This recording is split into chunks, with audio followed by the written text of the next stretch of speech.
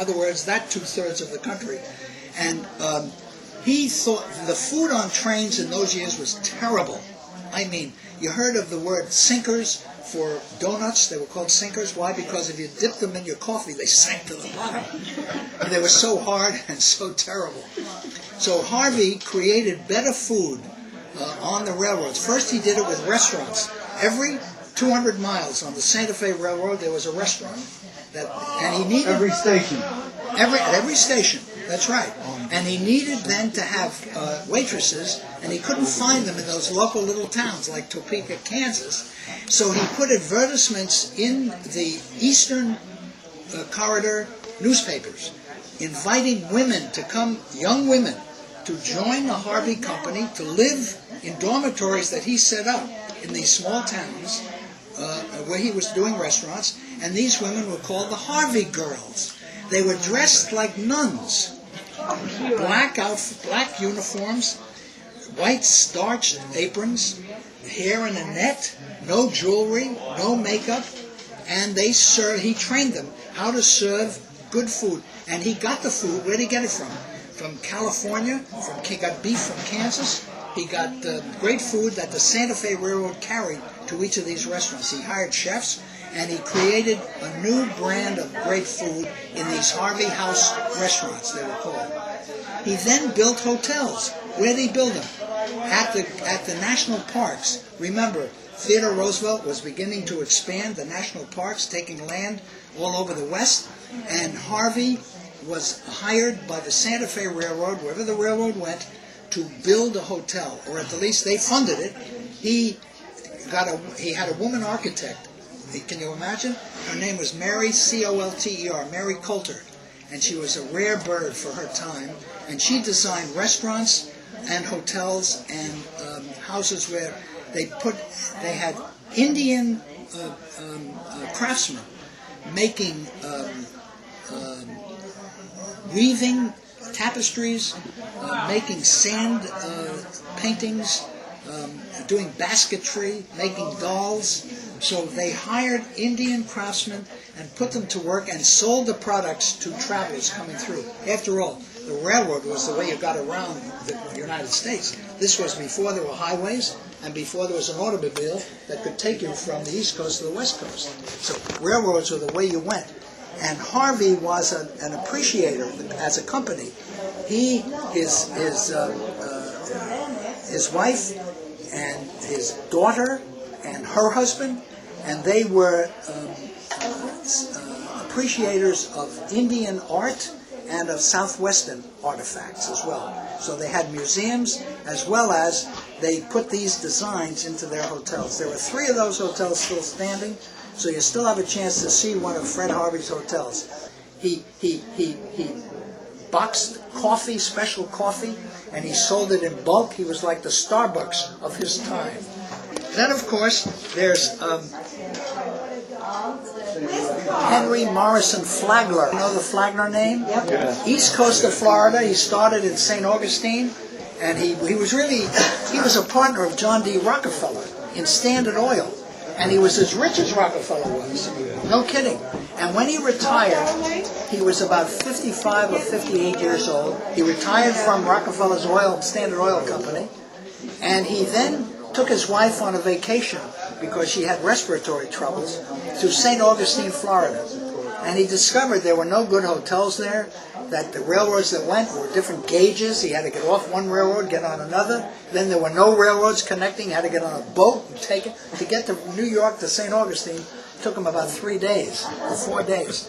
So Flagler was rich. He was looking for a new thing to do in his life. So he started the Florida East Coast Railway Company. And he started building railroads with the same gauge down the east coast from St. Augustine south. So he built, well, you can just imagine if you visualize it, he went all the way south through every town, every minor town, building a hotel in every one of those towns or buying an existing one and renovating it until he came to Palm Beach. He created Palm Beach. It was just a barrier island off the coast, filled with mangrove swamps and not occupied. But still, he was a genius of sorts. He built hotels wherever he went. Daytona Beach, Palm Beach, got down to Miami, built hotels there. He then had, what shall I call it, an epiphany. Well, first let me tell you, in Palm Beach he built a mansion for himself. That building is still there. It's now the Henry Morrison Flagler Museum. If you go to Palm Beach, you've got to see that museum. He built that for his second wife. And then he built the Breakers Hotel, not the Breakers Hotel that's standing there now, which is a beauty. He built two earlier Breakers, which burned down because they were made of wood. That used to happen all the time to hotels because they were made of wood. And so they burned down. He rebuilt it. It burned down. After he died, his family built the Breakers, no more in wood, now in masonry and brick. And that's the Breakers you see now, which is a beautiful hotel. It's gorgeous. In Palm Beach. The Breakers in Palm Beach. If you can, stay there. Or at least walk through the lobby. Yeah, it's beautiful. We did. You did. Through the lobby. Beautiful hotel. Anyway, he continued on down to Miami, and he built hotels in Miami as well. And then, against all odds, here's what he did. He was 75 years old now. And he was in Miami, time enough in Florida to retire, right? No. Flagler didn't retire.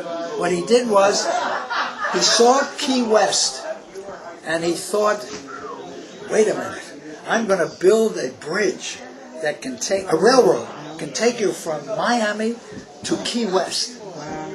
And you know, he did that. And it took him 3 years. Hundreds of workmen died because there were all kinds of accidents and whatever.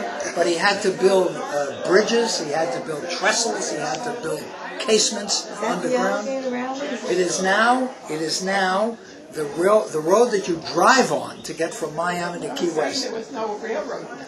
No, not now, because in 1935, after he died, there was a horrendous hurricane that ripped up the railroad and destroyed it. And the state of Florida decided not to repair it as a railroad, but to make it into an automobile highway. So that's what they did. They fixed it up, and that's the road that you take to Key West, that you drive on. I'm sure all of you have done that. But that was Henry Morrison Flagler's railroad, the Florida East Coast Railroad, that was put there first. He died at 78. He lived long enough to take that first trip on the railroad to Key West and back. Now, one that a hotel man you'd never think of as a hotel man, that would be George Mortimer Pullman. Pullman, you know the Pullman cars, yes?